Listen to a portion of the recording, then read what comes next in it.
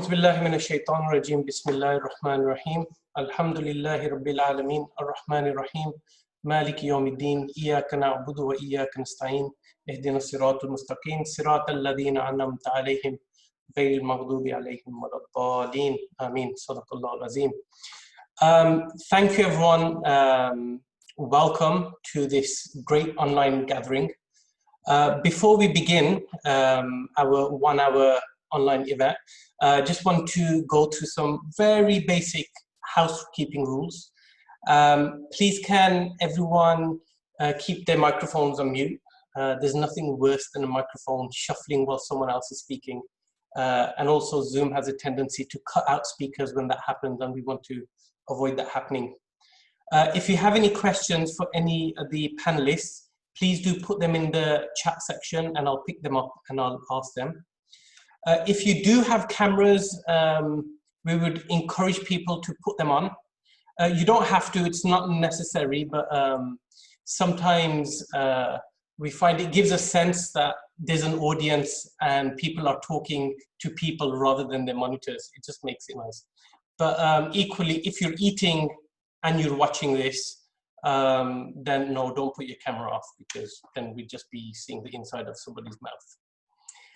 Okay, on with the rest of the webinar. So this is titled Imams, Mosques and Climate Action, and it's something that's quite close to my heart.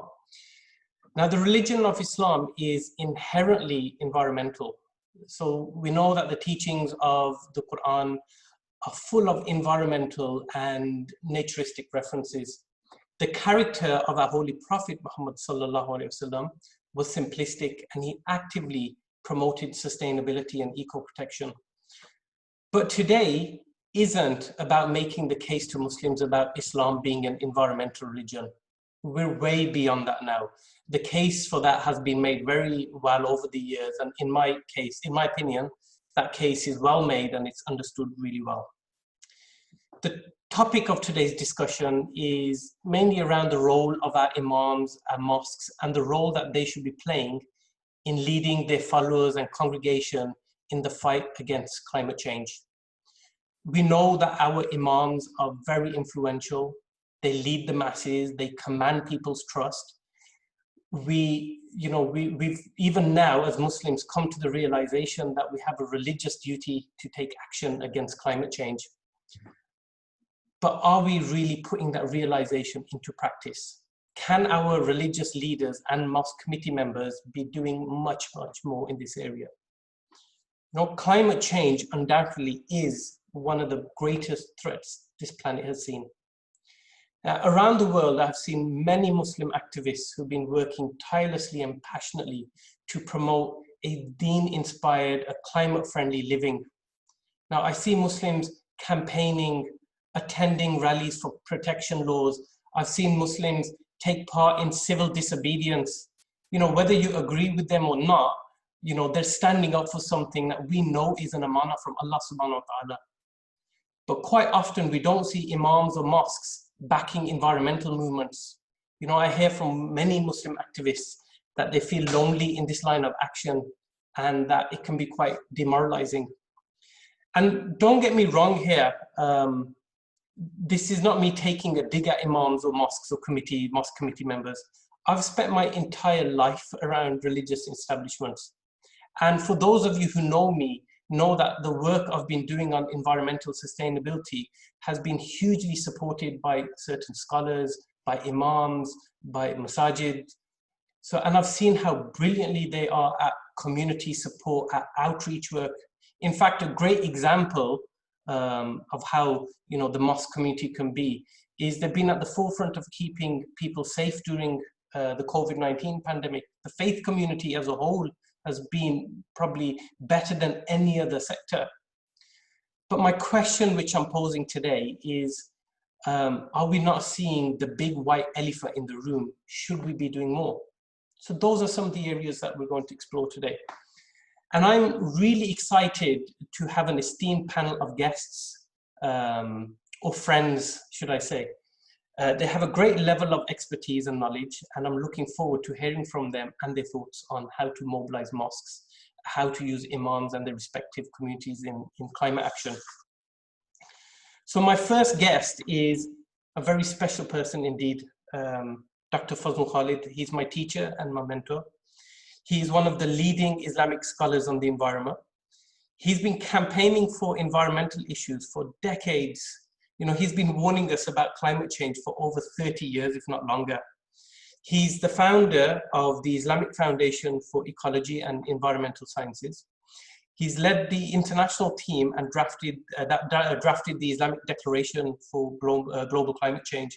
And most recently, he has authored the thought-provoking book, Signs on the Earth, Islam, Modernity, and the Climate Crisis. So Sidi Fazlun, I'd like to ask you, how urgent is the crisis?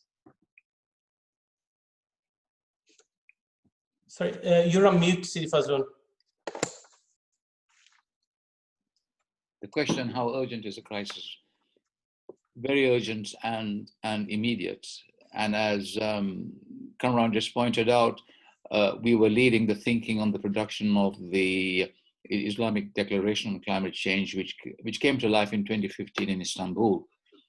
And I have some basic thoughts here, which will probably, hopefully, assist you in your discussions in the mosques. And we need to range wider and understand the implications behind the whole movement that is now emerging and growing, particularly amongst the faith communities and more specifically in the Muslim world.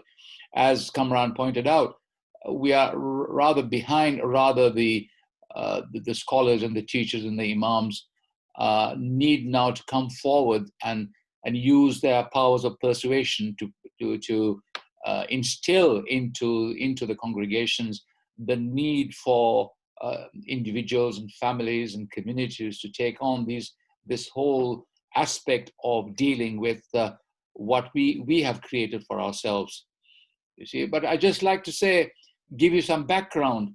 You see, the way that Allah has created us in the fitrah is that the stable we have been enjoying, the human race has been enjoying for millions of years, a stable atmosphere that it composed of the gases that we breathe, oxygen, nitrogen, and carbon dioxide only composes a very small percentage of the gases.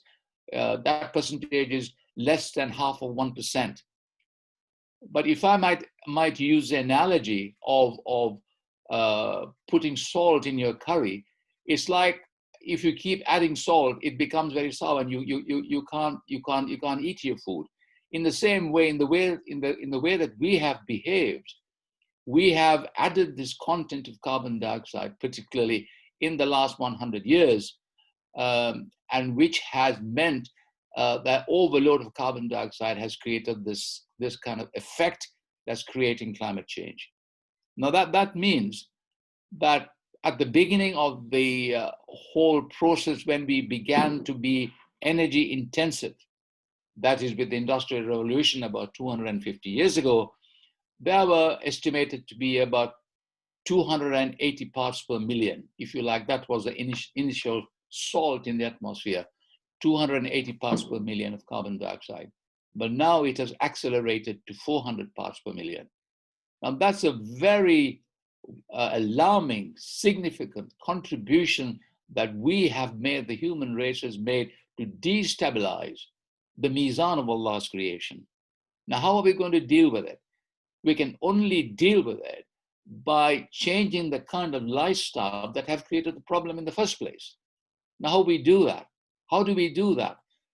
So in the mosques, and if you make the calculation that there are 1.5 billion Muslims in the world today, if you leave aside the children, if nearly half of them take wudu every day, that means we are a very water-intensive faith, because we have to wash, we have to do ghusl. So we are very heavy on water. Now we need to watch that. We need to control our consumption of water. In the colder countries, we have to warm this water. In order to warm this water, we have to heat the water. Well, we have to use fossil fuel. This is what we are doing. So what about thinking of converting from fossil fuels to using more kind of friendly energy generated from solar panels and wind power? That's the kind of change that we need to have in order to reduce the kind of contribution that the Muslims are making in order to increase the amount of carbon dioxide in the atmosphere, you see. And there are ways that we could reverse the trend, and a great deal depends on the motivation of the Muslims have. And the greatest motivators are yourselves. The people listen to the teachings, listen to the khutbahs, how you can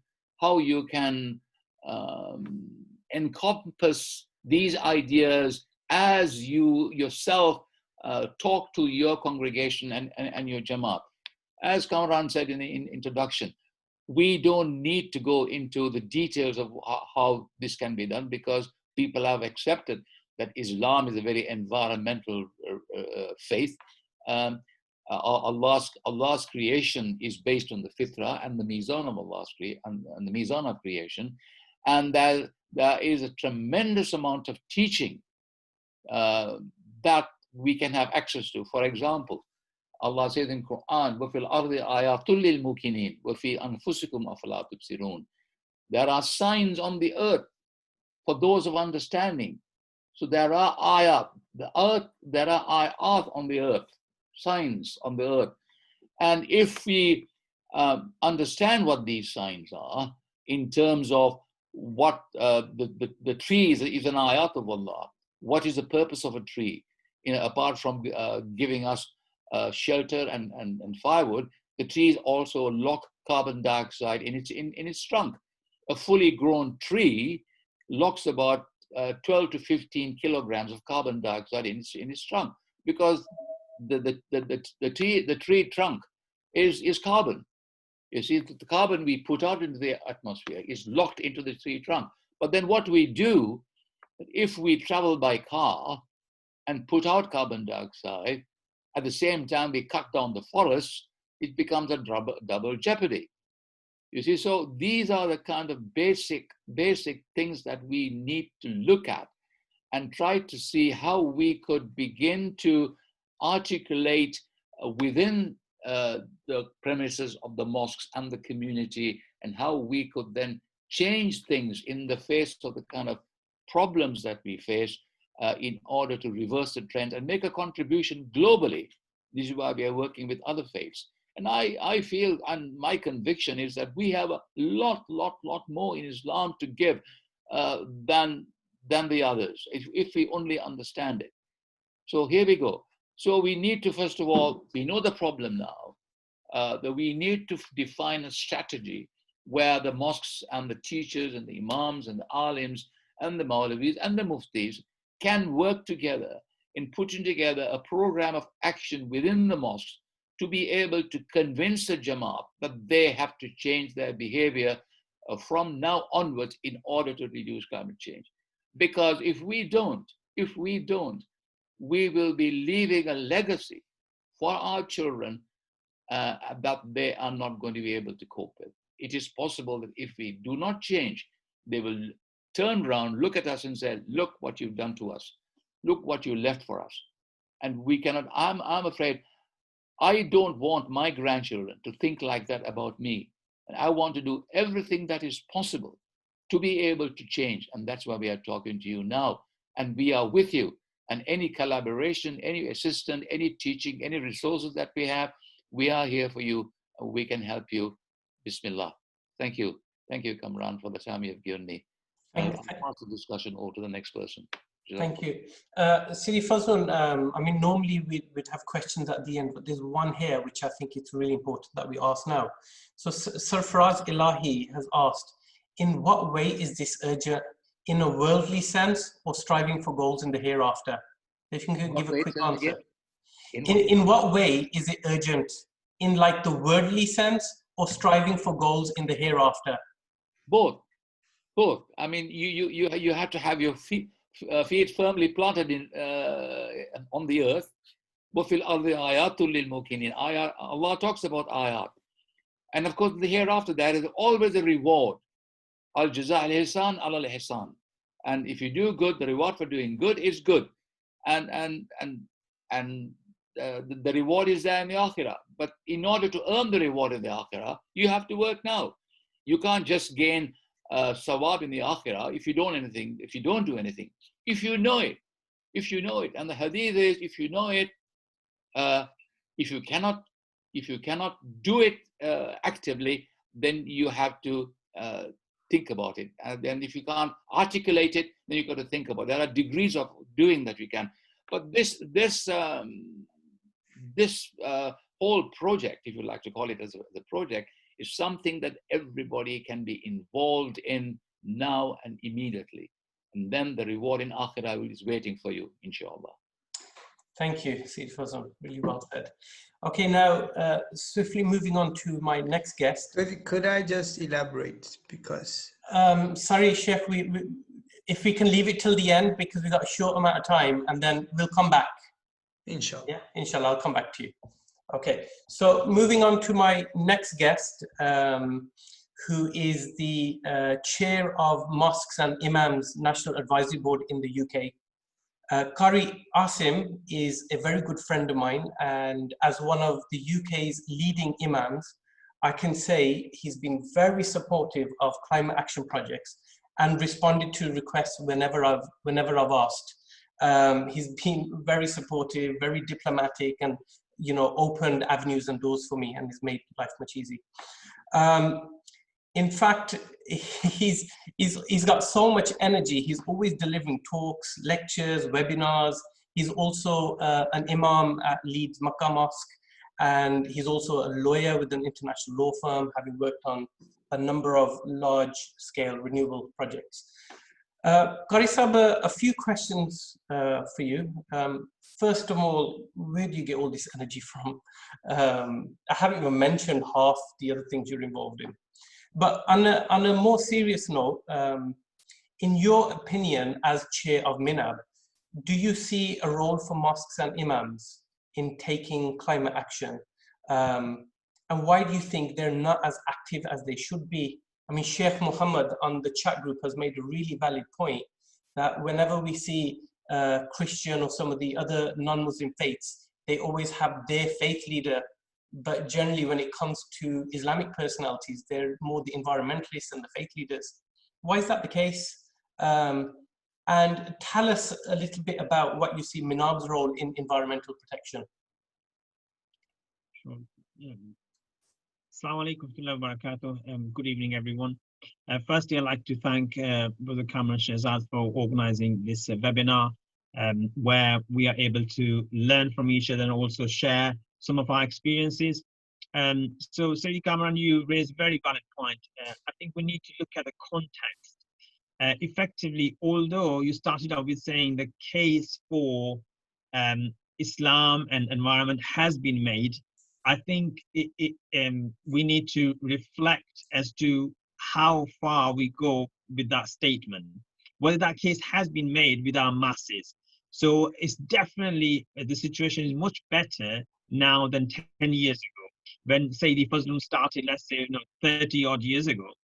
Although we have very rich primary resources that we have are very rich in terms of faith, saying about environment, and the Prophet Muhammad, peace be upon him, was an environmental champion, and he urged us to a degree whereby he says that even if the day of judgment was to arrive and one had a sapling in one's hand, then let him plant it, meaning no matter how dire the situation might be, that you have to keep going. And now I think the situation that we need to translate these teachings into reality. And it needs to be a two-way approach. One is from the top, where it's like from the, if you like, the pulpit, the imams, the leaders, the teachers, talking about it in our madrasa syllabus, talking to young children about it, motivating them, inspiring them, but also at the same time bringing about changes in the lifestyles of Muslims as well. So, and the Prophet himself translated that into reality, that concept of preserving the natural resources.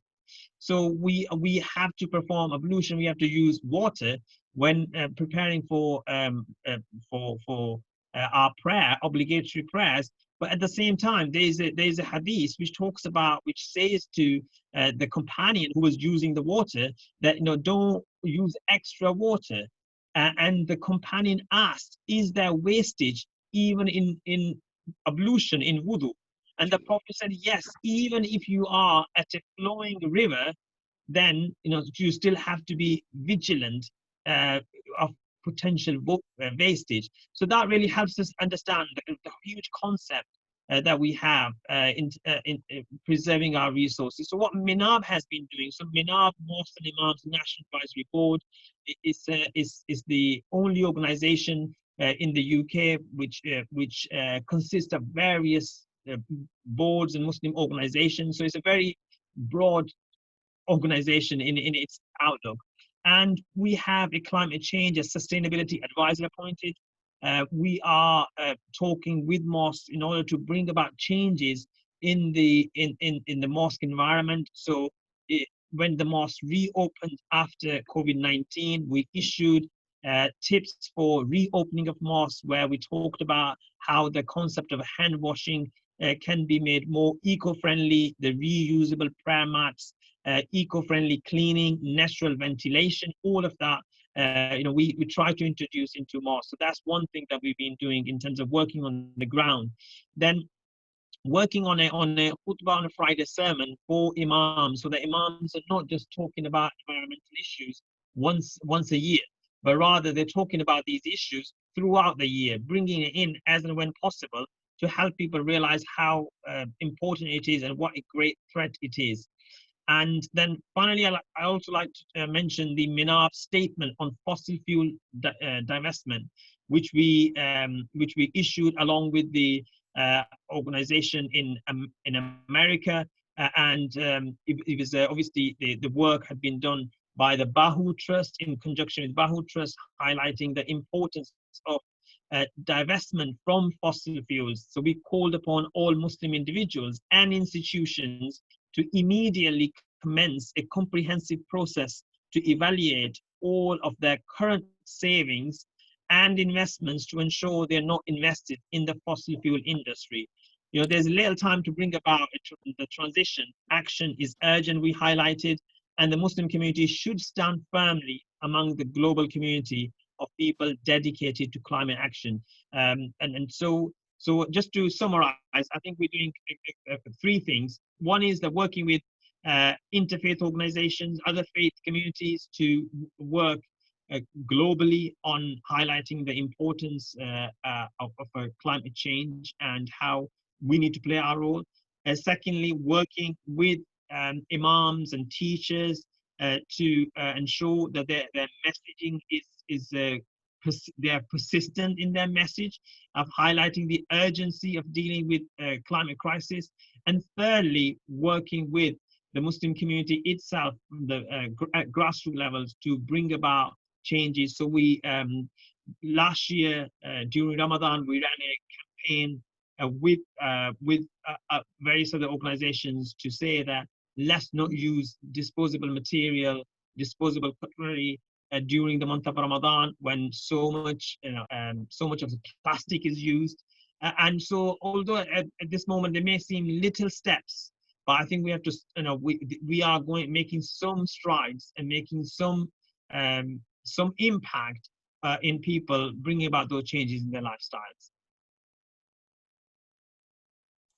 Thank you, Qari Sahab. I know myself and Qari Asim have had lots of conversations around how to normalize and create a culture of becoming eco-friendly, and not even eco-friendly, it's following the Sunnah in reality. And he's right, it's going to create a culture to normalize this. It's going to take some time.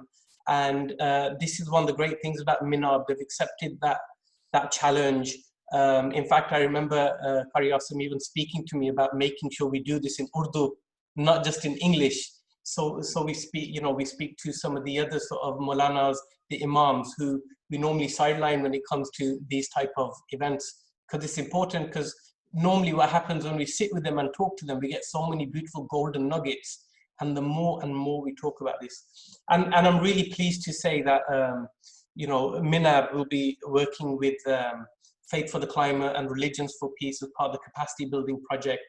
And, you know, after this, they'll be doing some training with young people, and also, so there's lots more to come from MINAB, and I'm really looking forward to working with them on that. So thank you. And I think we're working with Bahu Trust to develop a Muslim guide to sustainable living. You know, these are colorful booklets to help people see how they can bring about those changes in their lifestyles. And we will be distributing that along with Bahu Trust across the mosque and some of the households to make that movement of change. Thank you, Karisa. Thank you. It's hopefully this time next year we'll have a lot more kind of progress, inshallah. Okay, moving on now to our next guest, Dr. Iyad Abu Mowgli. He's the director for the Faith for Earth initiative of the United Nations Environment Programme. He has senior level expertise in sustainable development, environment, innovation, and knowledge management. He's a very experienced UN official. I've known him for about 2 years now, when the Bahu Trust gained accredited status with the United Nations Environment Programme. And he's another man with so much and a tremendous amount of energy. And he's been putting blood and sweat into ensuring that the faith communities and their voices are heard on an international level, and that they're able to influence global policies.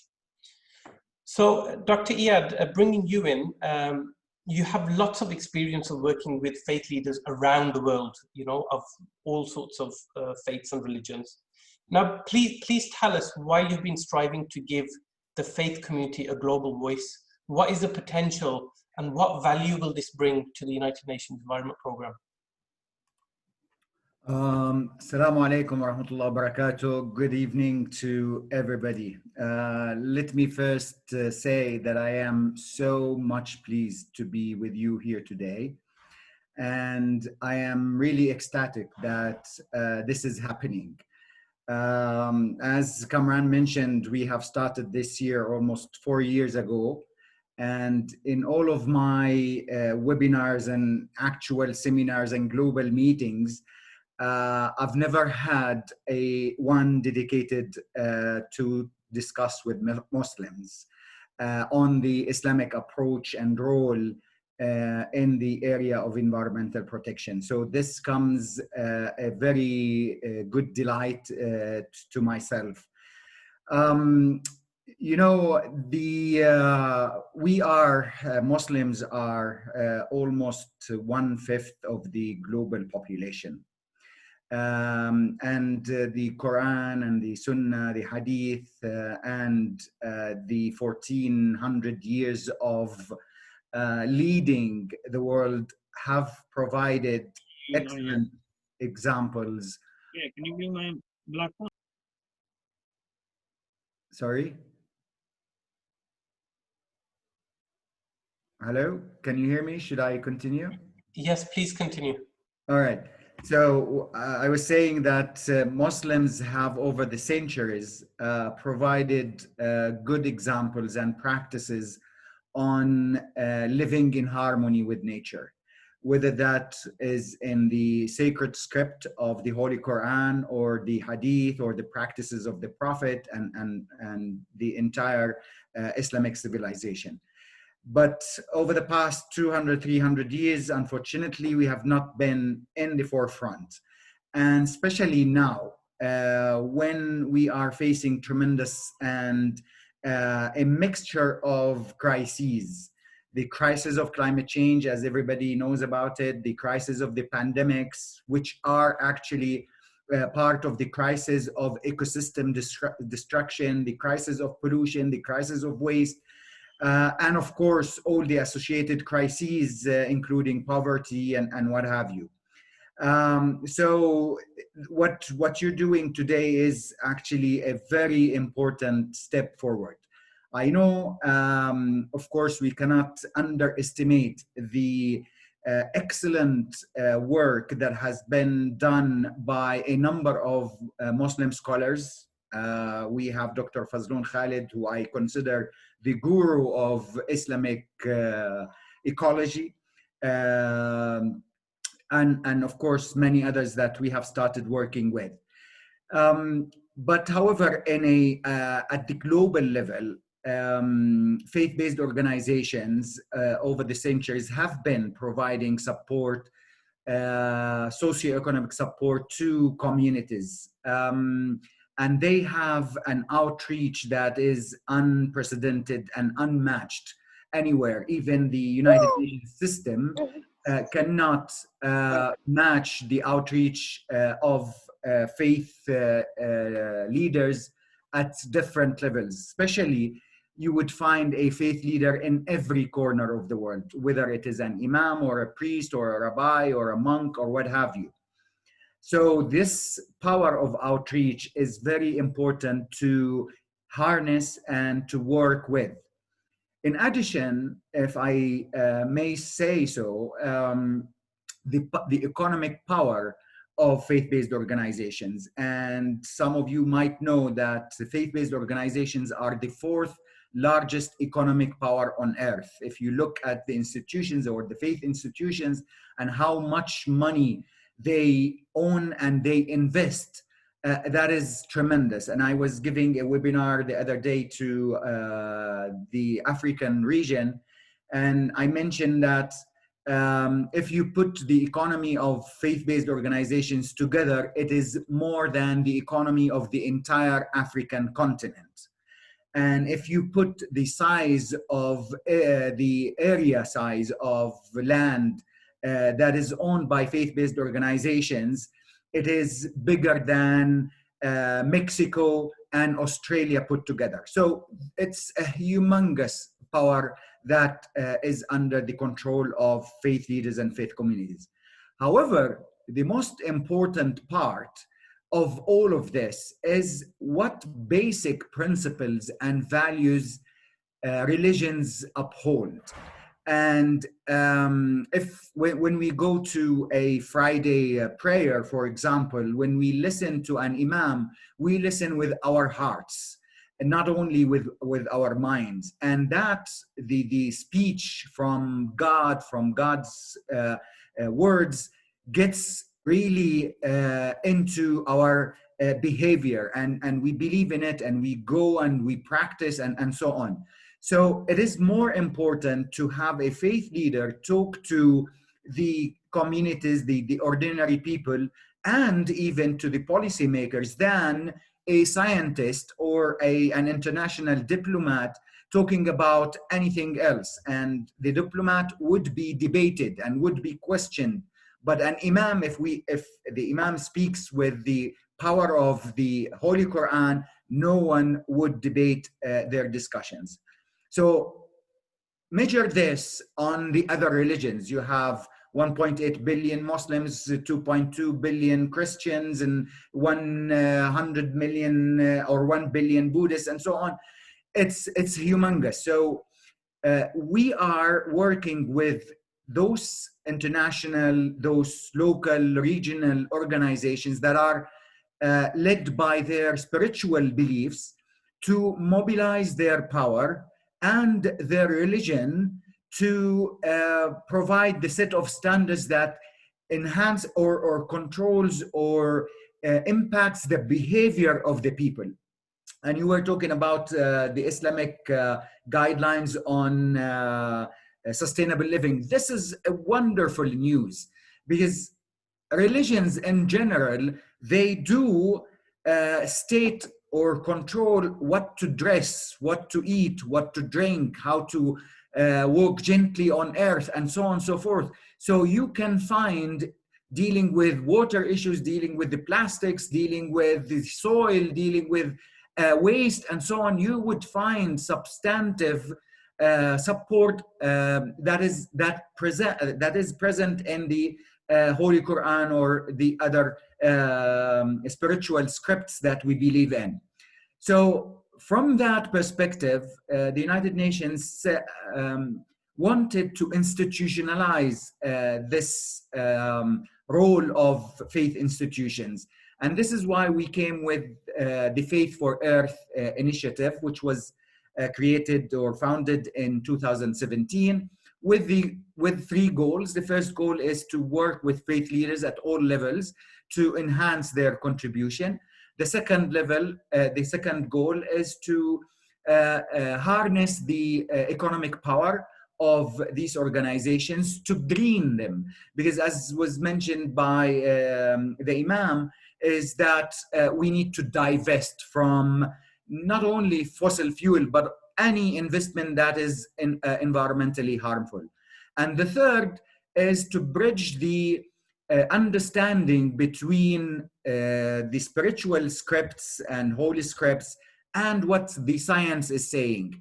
Especially, you know, the issues around climate change, around waste, around pollution, and so on. The science has the facts, the evidence, and so on, but the scripts have the moral responsibility towards, you know, beating pollution or fighting climate change and so on. So this is the initiative, and we have since then we have been engaging with all sorts of organizations, whether faith specific or interfaith organizations, to mobilize the international community to contribute to environmental sustainability. The latest engagement we have had was last October, on the 5th to 8th of October, where we had more than 450 leaders, faith leaders from 15 religions, from 60 countries, speaking out about the spiritual and values or the ethics of conserving our nature and living in harmony with nature. And we have all come up with a commitment that is called our sacred commitment, and it is now available in different languages on our website, so anybody can refer to it. Now, the next steps for us, we want to take this to the next level, and we are establishing the Faith for Earth Coalition, and we want to bring all the wise men and women of this world from a faith perspective to come together on a frequent basis and to send to the people coherent, unified messages that we are all in this together. And we have all a responsibility, because we live on one earth, we breathe one air, we eat from the same food, we drink the same water, and so on. But bringing the wisdom of the eminent faith leaders would need the energy, the enthusiasm, the innovation, and the leadership of the young people. So a second pillar of the coalition would be a young faith leaders council. A third pillar would be a science scholars consortium, where we facilitate the dialogue, the policy dialogue between scientists and scholars or theologians or religious leaders and so on. And the fourth one is a network of CEOs of faith-based organizations building on their power of reach, their power of being able to actually work on the ground in projects supporting the socioeconomic development of the people around the globe. So we want to bring them all together on environmental issues, because that has not been the case so far. So I'm very happy that we're doing it, and of course I'm delighted that we have Dr. Fazloon, we have Kamran, and we have 9 more Islamic scholars joining us in coming up with a charter, with an Islamic charter on the environment.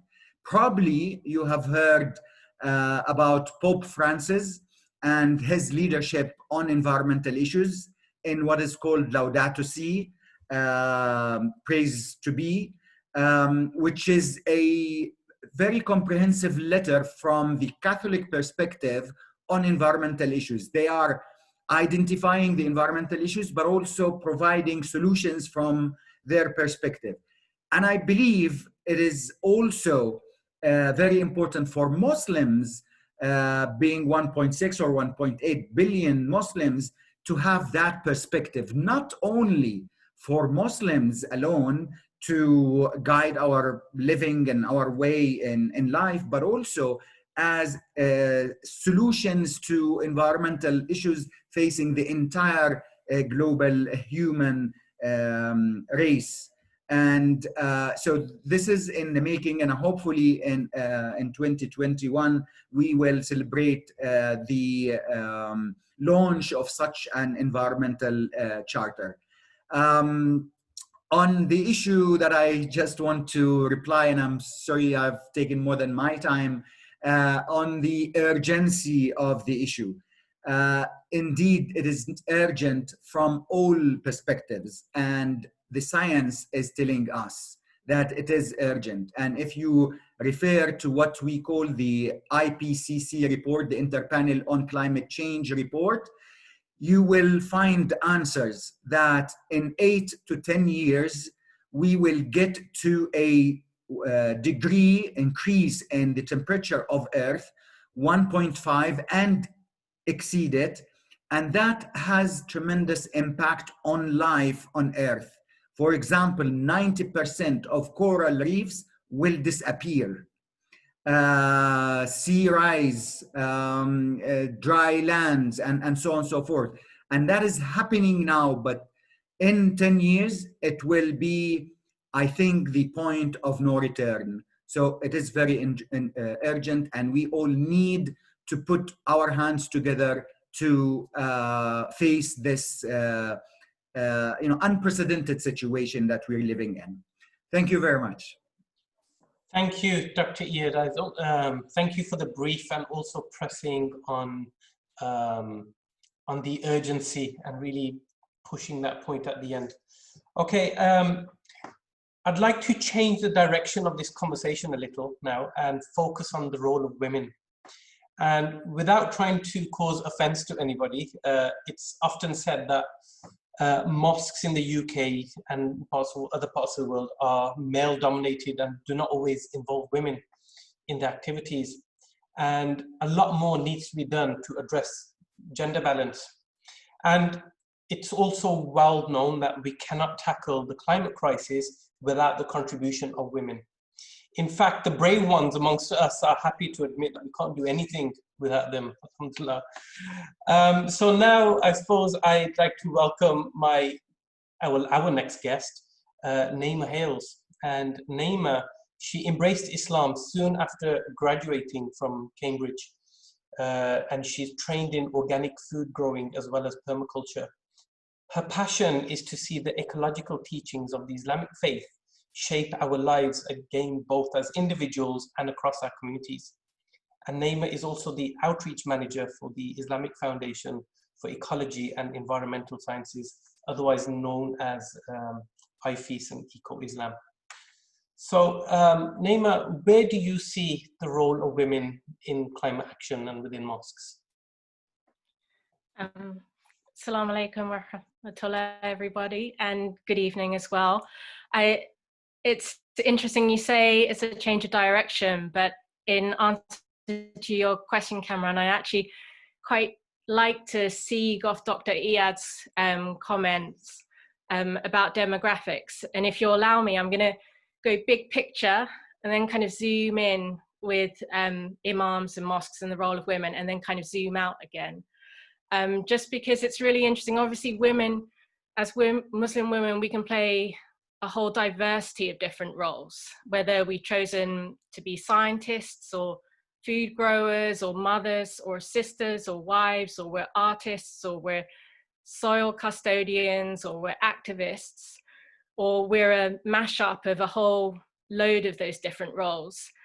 If Muslims, as Dr. Iyad mentioned, form 1/10 of the population of the world, that makes us, 1/5 of the world population, that makes Muslim women 1/10, which is huge. And from a systems theory point of view, our impact could be massive and we can really play a huge role in looking after the earth and protecting the environment. So that's the really exciting big picture point of view, which also it's kind of heightened for us here in Europe as Muslim women, because in Europe, as in North America, we obviously, our fossil fuel usage, our energy usage is way higher than our sisters and brothers in Africa, South Asia and other places.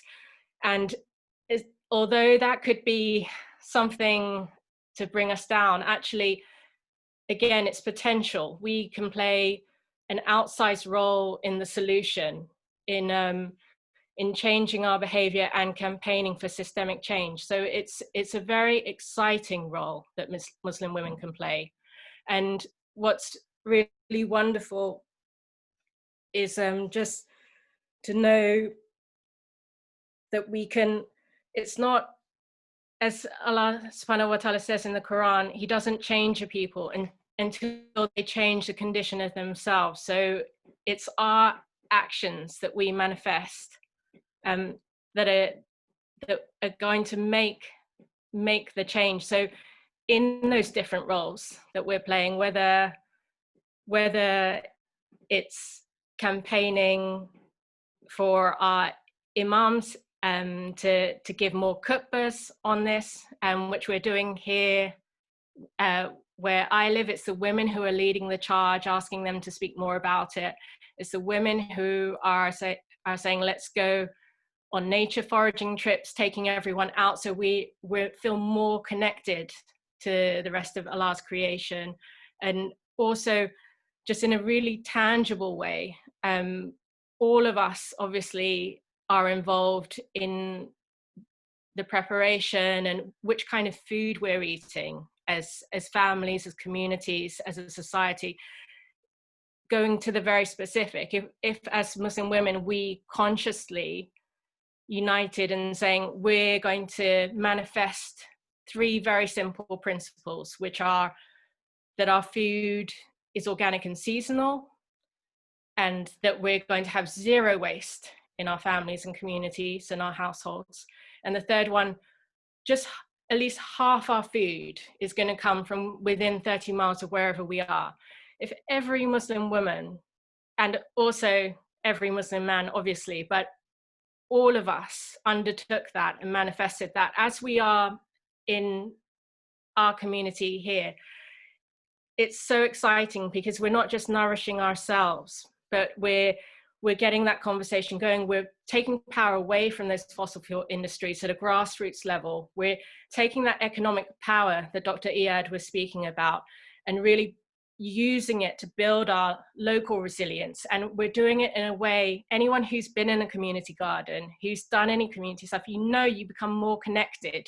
You're sharing the joy of taking that path. It's no longer despair at what could happen and the horror of what that could be, but just expressing in the day-to-day of our connected lives that can be a journey that brings us closer to each other. And women, we're like the matrix of where the values for the next generation come out of. So our role is huge. So yeah, that's how I want to zoom back out again into the big picture. It just really, that we can change the debate. We can bring a positive and joyful emotional resonance to it, which I feel has been lacking till now. It's the women's voice and that sense of, it's not, as Dr. Iyad again said, it's not just the heads, it's just not just the logic and the science, but it's our hearts, it's the morals, it's the positive feeling from manifesting the deen as Allah subhanahu wa ta'ala gave it to us. And I think that is my time. Thank you. Thank you, Neymar. Thank you. I know we're coming towards the end, so I'm going to move on to our last speaker. Now, we've seen over the last few years, we have seen lots of mosques and Muslim communities step up, and whether it's the Green Lane Mosque in Birmingham, York Mosque, Rumi's Cave, And there's one in particular which I now want to highlight. So we've saved, I believe, the best speaker for the end.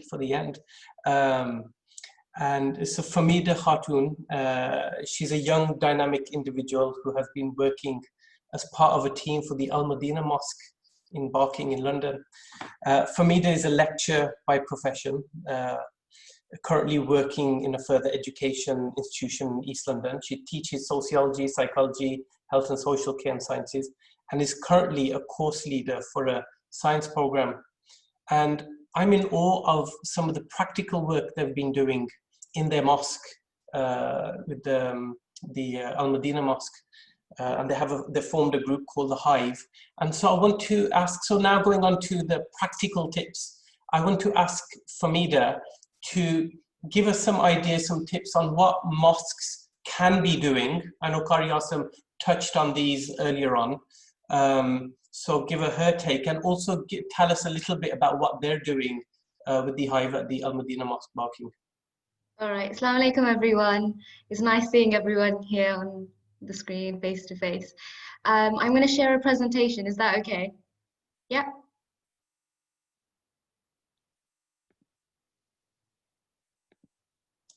Brilliant. Can everyone see this presentation? Not yet, no. Okay. Yes, we can now.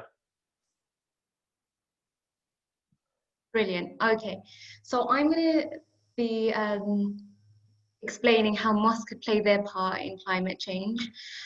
First concept is going to be about education. I believe that mosques can invest more on educating the children and adults about climate change, especially in our madrasa schooling system.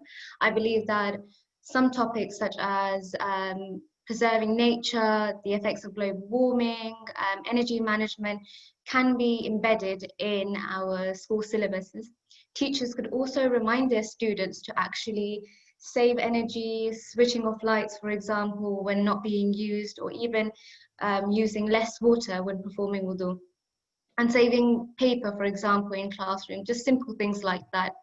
Also, placing posters and quotes around the classroom about climate change, as when children do come in into the classroom and see these quotes, it will hopefully instill the idea about climate change, and it could hopefully make an impact on their mindset, and then an impact on their actions as well when they grow up. Also invite speakers to schools and mosques to spread awareness about climate change, someone who could inspire the children to do more, take them on trips and educational visits to reconnect them with nature as well. Reuse and recycling. We are obviously in a global pandemic where we have to, obviously, when people do come and pray in mosque, we are giving them plastic bags to put their shoes in. I believe that we should stop that as mosques. Encourage people to use one plastic bag, or tell them to have one permanent shoe bag. Also find alternatives to replace plastic in mosques as well. Introduce recycling bins. So team up with your local council to see what's the best thing to do with the recycled items. Stop food wastage, that's another one. During gatherings and events that used to happen, there used to be a lot of food wastage. I think it's our responsibility to collect that food and give it to someone who needs it more, homeless people, or set up your own food club in a mosque where you distribute that food to families in need or people in need. Reduce meat-based food in mosques. We know when hosting a gathering or an event, we do feed people, and I believe that we need to replace meat with vegetables or other food options. And also during Qurbani, encourage people to only buy one sheep or cow. I think it's a time to, it's a concept in our religion to give and share, and to give to the needy, and having many sheep or cows, sacrificing many sheep or cows, it's kind of doing the adverse to our earth. It's actually harming it. So I think we should advertise just sacrificing one sheep or one cow. Saving energy and going green.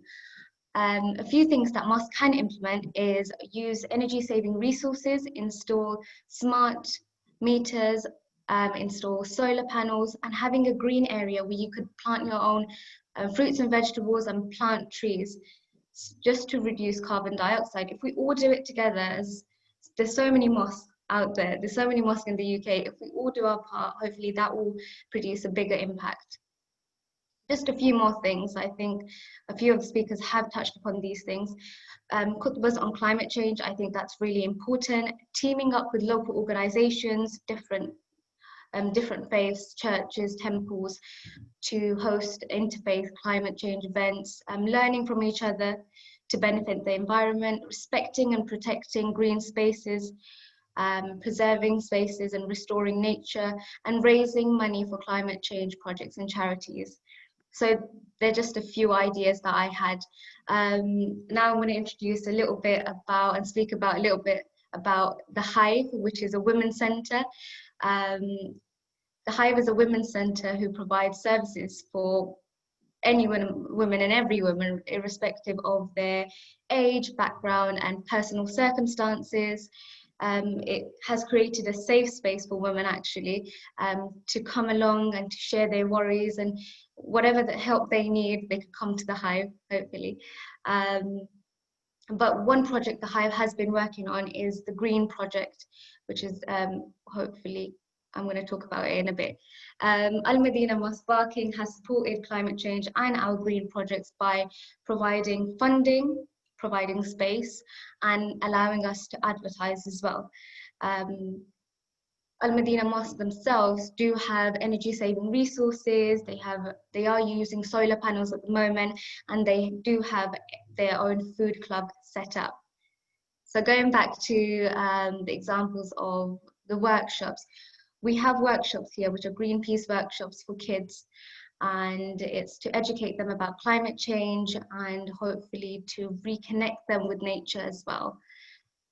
There are many purposes of why we wanted to do this. The first purpose was to actually instill these values of, you know, the changing climate and the negative effects of global warming and how our actions are affecting the earth, to instill those values of how we could benefit the earth, how we could save the earth, how we could, you know, make our planet a bit more greener and cleaner, and hopefully when they grow up they could be active members of the environment as well and helping to keep the environment cleaner.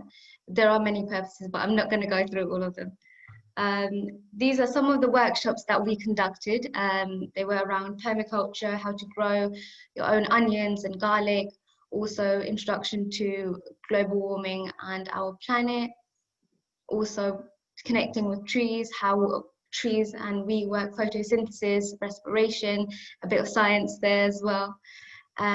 Some workshop included going to trips and local parks, activities around sustainability, games, and all of those points there. Lastly, before I finish, I hope I didn't go overboard because I've been practicing. So the last part I want to finish with is the climate crisis has already been solved. We already have all the facts and solutions. All we have to do is to wake up and change. And I believe we do have the solution. We do know what to do. We just need to wake up and do it, hopefully, inshallah. And I hope these points help. Thank you. Excellent. Famida, can you stop sharing? Yes, I will stop right. sharing. Thank you. That was brilliant, Famida. You did excellent. I don't know why you were nervous. Thank you. And I was super nervous. And you stuck to your time. Really brilliant. Look, Iyad Karyasim, Dr. Fazl Khalid, you know, these are the young leaders who we really need to empower, get them involved. You know, and that's a wonderful example of how a mosque has supported the local community, and we will be seeing so much from them, no doubt. So thank you, Famida. And I would definitely say get in touch with Neymar, because a lot of those things that you mentioned, she's an expert on. She spent a day with us, and just that small day, we learned so much about our local park, you know, which we normally just walk past.